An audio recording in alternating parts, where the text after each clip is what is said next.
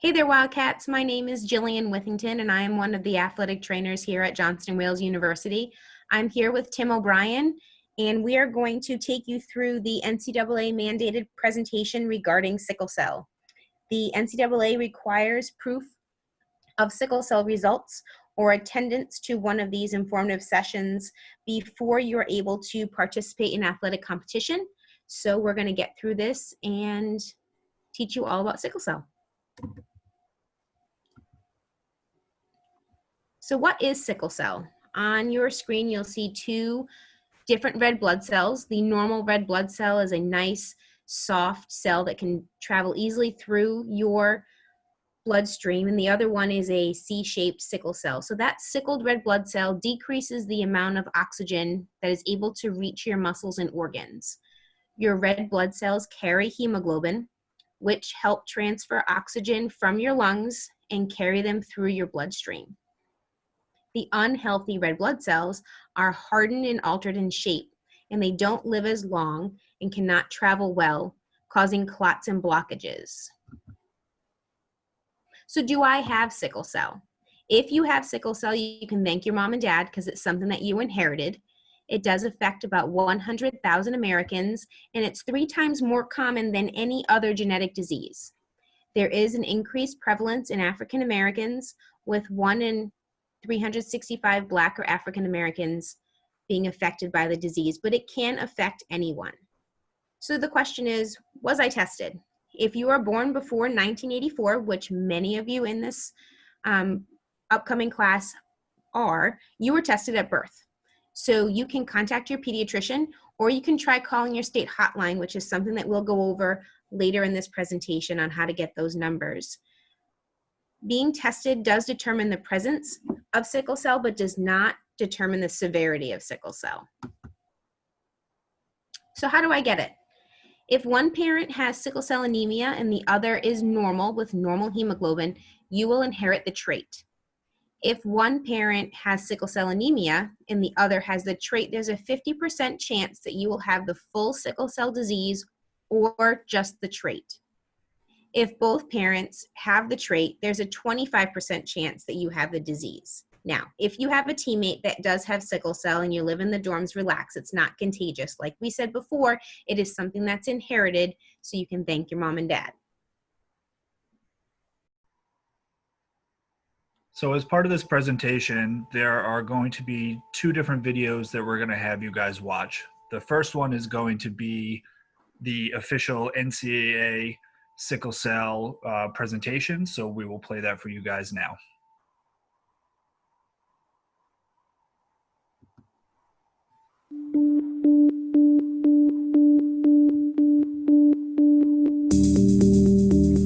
The purpose of this video is to introduce best practices for all athletes while exercising, especially during intense workouts, with a special focus on the impact of exercising with sickle cell trait. You should be aware of your daily health status and related conditions that could impact your training, such as sickle cell trait status, asthma and cardiac conditions, acute illness, lack of sleep, suboptimal nutrition, as well as any relevant medications being taken. Injury is a possibility during all athletic activities. Even though conditioning sessions and high-intensity practice sessions should be designed to reduce the likelihood of injury and optimize your performance, athletes in these situations have experienced significant physical distress, collapsed, and even died. NCAA members often adopt rules and best practices that are intended to protect your well-being during these activities. In an effort to reduce injury and illness, NCAA student athletes are required to complete a medical examination prior to participation. During this process, the NCAA also requires each student athlete to confirm their sickle cell trait status. Division III rules allow you to participate while awaiting results from the laboratory, provided that you complete additional mandatory education regarding the risks, impact, and precautions associated with sickle cell trait. Your institution will explain this process more in depth as it pertains to their policies. Sickle cell trait occurs when an individual inherits a gene for sickle hemoglobin from one parent and a gene for normal hemoglobin from another parent. The sickle hemoglobin gene is more common in people of African, Mediterranean, Middle Eastern, or Far Eastern descent. Sickle cell trait is present in athletes at all levels of competition and ethnicities, including professional and Olympic sports. Because sickle cell trait does not make you sick, it is possible for you to have it and not know it. I discovered my sickle cell trait status during my sophomore season. I had a really bad cramping episode in the first game. It was pretty unusual. I came in before halftime, and by the time I got to the training room, I couldn't walk. My body had completely locked up. I recovered after that, went into the second game. Similar issues, not as bad as the first. And then we had our bye week, and we had a pretty long, grueling practice. And then our training staff and some other people noticed that I wasn't myself, and I was really fatigued and stuff like that. And Craig, our head athletic trainer, came up to me and asked me if I'd been tested for sickle cell. And I said I wasn't sure, and then we went through the testing and found out that I indeed carry the trait. Under normal conditions, student athletes with sickle cell trait can train and compete in athletics at the highest level of sport and can lead a healthy life without fear of developing complications. Exercise and sport are safe and, in fact, may be somewhat protective in individuals with sickle cell trait. Sickle cell trait is a lifelong condition that will not turn into sickle cell disease but will be maintained over time. Serious medical problems associated with sickle cell trait are rare, even during intense training. However, some athletes with sickle cell trait have experienced significant physical distress, collapsed, and even died. Any athlete can collapse or experience exertional rhabdomyolysis during intense exercise. While most return to sport over time, athletes with sickle cell trait seem to have more problems recovering from rhabdomyolysis and should be attended to diligently and monitored closely. The greatest risk of exertional collapse for all athletes is during conditioning sessions and the start of new practice periods.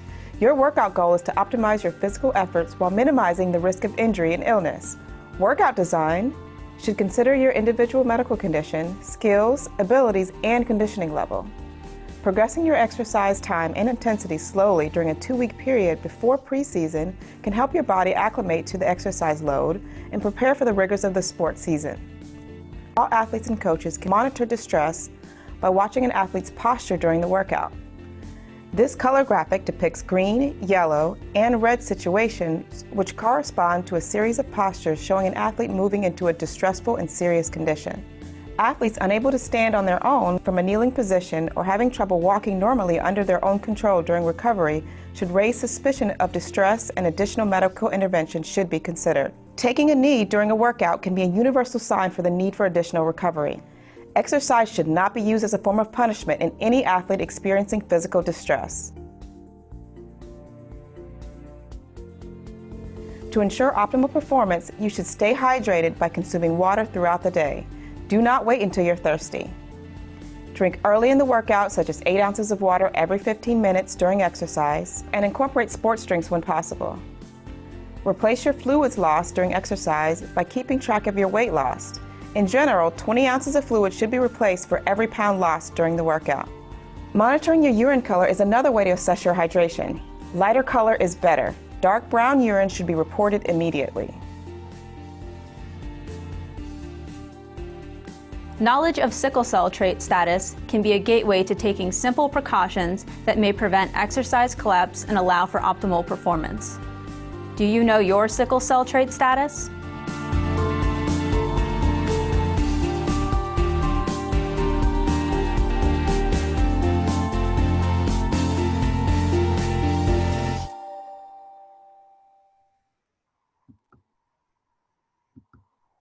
All right, guys, so that was the first video for you guys. Now, the thing to know about sickle cell is it's been linked to 10 on-field deaths during the last decade. So some common symptoms are fatigue and muscle cramping pain, shortness of breath, dizziness, headache, cold hands and feet, pale skin, sudden onset of swelling, and chest pain, which is also increased with exertion. Now, the big thing for you guys to know about this is if I were to ask any one of you guys on any given day during a practice, if you have experienced any of these symptoms, 9 out of 10 of you guys are going to raise your hands. So that's why communication is going to be a big key, because if we're just assuming that you have cramping or you just got some shortness of breath due to an intense workout, we're not going to be on this looking for sickle cell. So communication is going to be key. So if you're feeling any of these symptoms, you just got to make sure you let us know.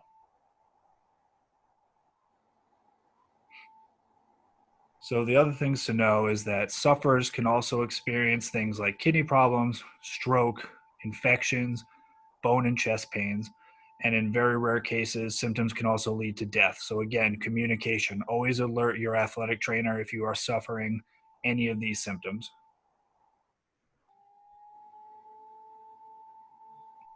So again, a lot of it has to do with knowing yourself and knowing what you're doing. So are you out of shape? Is this a new or abnormal feeling? Have you been hydrating enough?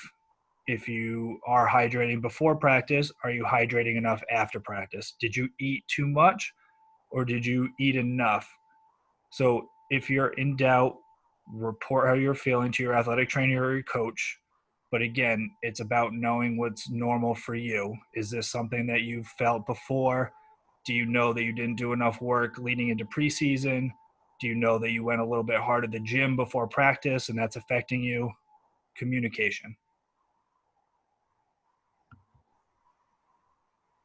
Okay, so here's another video that Tim had referenced. This basically goes through the process of what's happening within your body during a running episode. Athletes with sickle cell trait have special considerations before and during their workout. Athletes can unknowingly predispose themselves to exertional sickling by beginning exercise without proper hydration, while physically exhausted, overheated, or while fighting off illness. Athletes with any of these risk factors should be encouraged to sit out or perform a reduced workout. Red blood cells deliver oxygen to the body's tissues through the circulatory system. The cells are disc-shaped and flexible and can squeeze into small capillaries. During regulated physical exercise, the red blood cells in an athlete with sickle cell trait can deliver oxygen normally. Under stress from intense physical exertion, the red blood cells in an athlete with sickle cell trait can no longer hold on to oxygen. These blood cells change from their flexible disc shape to a rigid sickle shape. This is called exertional sickling. These abnormal cells can get trapped in small capillaries, blocking healthy blood cells from bringing oxygen to the body's muscles and tissues. This is called a crisis. During a crisis, the athlete can have muscle cramping, pain, swelling, weakness, inability to catch their breath, and fatigue. If pushed past the point of crisis, lack of oxygen can break down muscle tissue, causing harmful proteins to flood into the bloodstream and leading to severe kidney damage. When combined with environmental factors such as heat stress, dehydration, illness, and altitude, even death can occur. It is important to recognize the signs and symptoms of exertional sickling in athletes before a crisis occurs. When the athlete is allowed to rest between exercises, the sickled red cells regain oxygen inside the lungs and return to their normal shape. High-flow oxygen helps the athlete's red cells recover faster. With enough oxygen, the athlete feels better and, in most cases, is ready to return to play.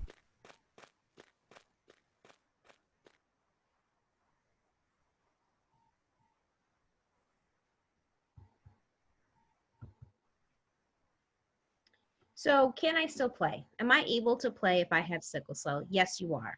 You are if you take care of yourself, including hydrating yourself, avoiding overeating, increasing your exercise intensity gradually, and reporting any signs of distress to your athletic trainer. As said in both of these videos, it's important to get yourself ready for your season. Prior to your season starting, those couple of weeks before your season starts, you should be increasing your intensity to be ready for the rigors of your upcoming season. So what are the next steps? We talked about in our introduction the things that we need to know regarding sickle cell. So we either need to have your test results or you'd have to watch the informative video. So here are the options for you. If we do not have a copy of your test results, you are able during the school year to get tested for sickle cell. You can come into the athletic training room, see one of the athletic trainers who would give you a lab slip to take down to the lab, and it'll say specifically that you'll be getting tested for sickle cell, and those results will come right to us in the athletic training room. You are responsible for the bill associated with being tested for sickle cell, so they would ask for your health insurance. If your health insurance doesn't cover you while you're getting the lab work done in Rhode Island at Johnson & Wales, you are able to get tested once you go back home at a lab that would be covered by your insurance. Another option is getting tested at your next physical. Many of you get a physical before you come back to school, so you could always ask your physician if they could get you a script to go down and get tested for sickle cell at that time. The next option is to call the Department of Health hotline. On the athletics webpage under Inside Athletics and then Sports Medicine, there is a link with sickle cell information, and what that link brings you to is a document that has a phone number associated with every state. The important thing is that you call the state hotline for the state that you were born in. So for example, if you were born in Rhode Island, you're going to call that Rhode Island number. But if you were born in New Hampshire, but now live in Rhode Island, you would have to call that New Hampshire number. So you have to call the number for the state that you were born in. You're going to give your name, your date of birth, possibly your parent, their name, and they should be able to get you your sickle cell results. If those three options are not an option for you and you're not able to get any results, possibly your state doesn't keep a copy of them at the Department of Health, that's okay. You are able to watch this video annually. So with that, that brings us to the end of our presentation. If you have any questions regarding sickle cell, any questions regarding obtaining your results, please feel free to contact the athletic trainer that's associated with your sport. And if you're not sure who that is, you can always email jusportsmedicine@ju.edu, which is listed right there on the slide. That is a general mailbox for the athletic training room, and we will make sure that the athletic trainer that is associated with your team gets back to you. Thanks so much for listening and have a great day. Thank you very much, guys. We look forward to seeing you guys at the start of the season.